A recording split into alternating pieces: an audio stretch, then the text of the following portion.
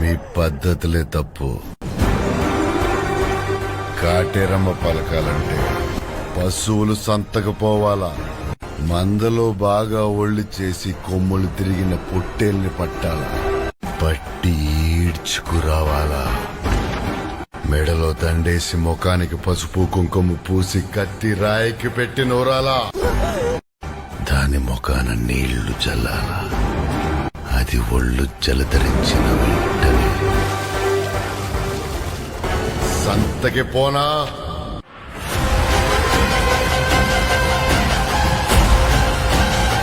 కాటేరమ్మ రాలేదు కానీ బదులుగా కొడుకుని పంపించిందమ్మా.